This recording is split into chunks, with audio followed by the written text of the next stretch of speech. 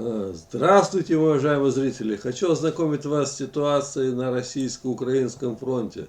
Вот карта боевых действий, зачитаю последнюю сводку новостей. Все основные сейчас бои идут в районе Сватово, Кременное. Вот сейчас зачитаю, что пишут. Какая обстановка, и покажу карту.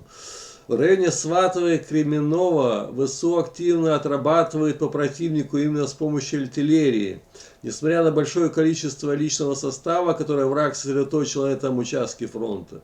Именно поэтому вся прошедшая неделя пошла на то, чтобы украинская армия максимально эффективно уничтожала технику, личный состав российской армии в районе Сватова-Кременной. Вот здесь карта, покажу сейчас подробнее. Также ВСУ постоянно атакуют вражескую технику дальнобойными средствами. Сегодня была информация о том, что такими средствами была атакована танковая колонна россиян у населенного пункта Кисловка. Вместо этого противник пытался контратаковать в районе населенных пунктов Рубежного и Торского. Все атаки русской армии были отражены. Вот, карта такая, сейчас посмотрю, видно? Так, видно. В общем, вот, Сватово, вот Кременная. В этом направлении, видите, идет наступление ВСУ синими стрелками, а Кременная Рубежная, красные стрелки, это армия РФ пытается атаковать в этом направлении. И вот сейчас фронт стоит, видите, где линия вот желтая с красным, это линия фронта. Ну, практически у самого Сватова, вот уже здесь. Здесь трасса идет, и здесь вот по этой линии идут бои. Так, и вот сейчас подробнее под Сватово еще за сутки погиб почти целый батальон российских мобиков. Очень много гибнет, да, мобилизованных. Мобилизованные массово гибнут под обстрелами артиллерии. Так, солдаты получили приказ рыть траншеи, они, да, их там сразу, и начинаются перестрелки. И они остаются на открытых уязвимых отрезках местности.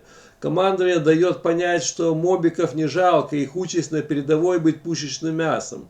Последний из таких случаев в районе Сватова, где погиб почти весь батальон за сутки. Батальон это примерно около 500 человек, где-то от 400 до 500, так что я говорю, потери огромные, особенно среди мобиков. И вот сейчас около Бахмута покажу карту, что происходит. В зоне Бахмута украинская армия пытается сконцентрироваться и выровнять силы. Ну, в общем, идут артиллерийские дуэли, как бы, вот, Солидар, так, вот это направление.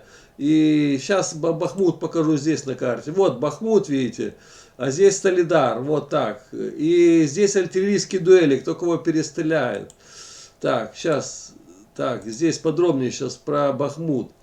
Россияне изо всех сил хотят окружить этот Бахмут несчастный. Все 8 месяцев силы противника не могут пробить оборону украинской армии в городе Бахмут.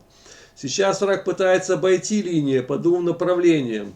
В районе Солидара, я говорю, вот, Бахмут уже не взять. В районе Солидара они пытались, с Попасной на Солидар идут.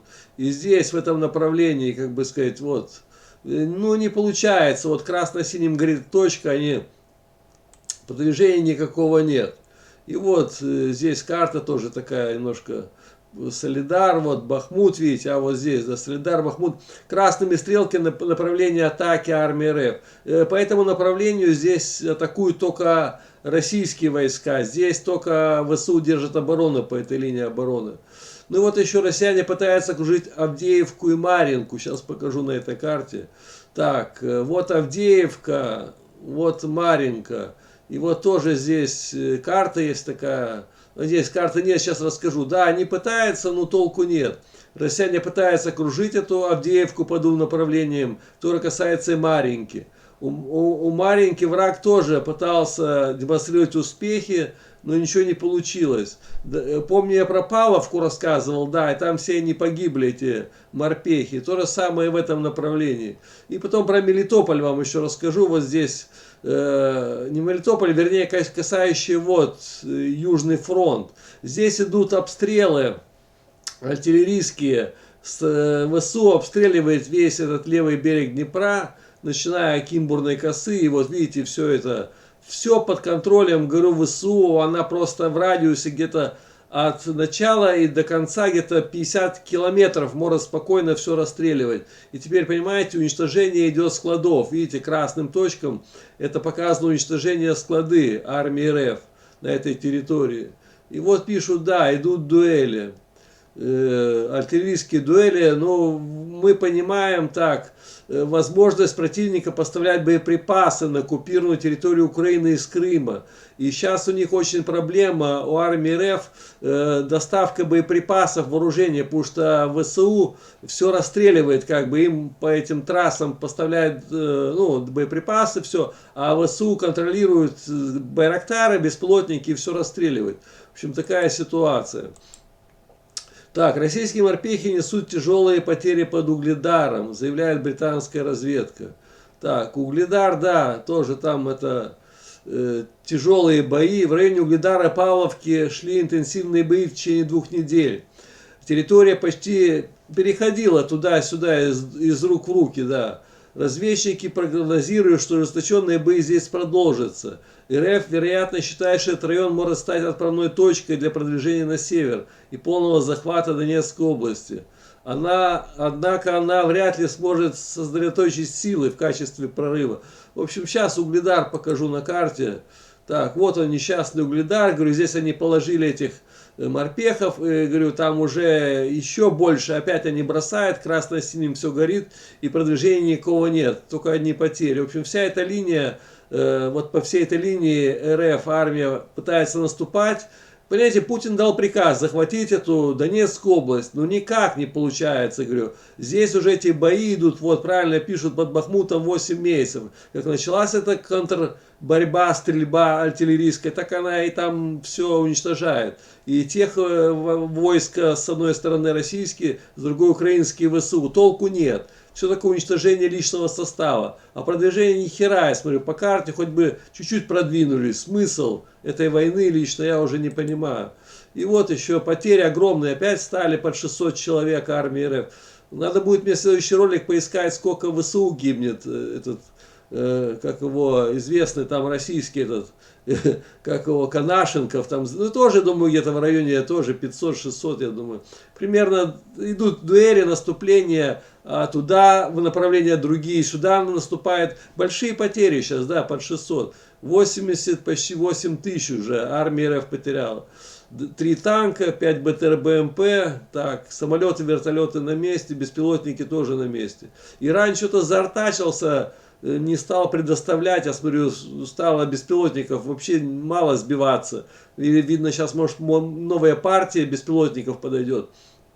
Потому что, говорю, на нуле сейчас стоят эти беспилотники, шахиды. Так, ну и вот сейчас россияне, еще такая информация, многие не хотят ехать на фронт, приходят повестки и даже стреляют себе в ногу. Ну, есть ролики на ютубе, там пытаются, другие скрываются, просто уезжают в какие-нибудь деревни глухие, чтобы не быть забранным на фронт и не быть убитыми. Россиян не хотел воевать, но не имел возможности скрыться от военкомата. И вот пишет, что один из там в Новосибирском этом регионе пострелил себе ногу. Сам себе выстрелил, как бы, чтобы не воевать. Ну, самострелов много, на фронте много самострелов, там, в окопах. Но видите, другие умнее, не сразу стреляют. Можно, ну, хотя бы чуть ранить, там, сказать, все, я не могу, у меня нога, и в больницу, и все. И вот он, да, в итоге проблему решил сам. Повредил себе ногу, типа, его не забрали. Все равно заберут. Они тут психуют, конечно, увезли в больницу пострадавшего, но толку мало. Все равно, если потом он поправится, его бросят на фронт сюда, в мясорубку. А там срок этих самых мобиков от 5 дней где-то до 25 дней. Ну, 3 недели там. Другие просятся как бы не на первую, на там третью линию там снабжения или там, ну, доставлять что-нибудь, продовольствие, боеприпасы какими-нибудь водителями. Ну, других нет, сразу же на убой бросают сюда и все. И не убежать уже никак, потому что здесь смертники. Здесь прямо бросают, скоро, в прямом смысле, смертников. Там 99%, что они погибнут.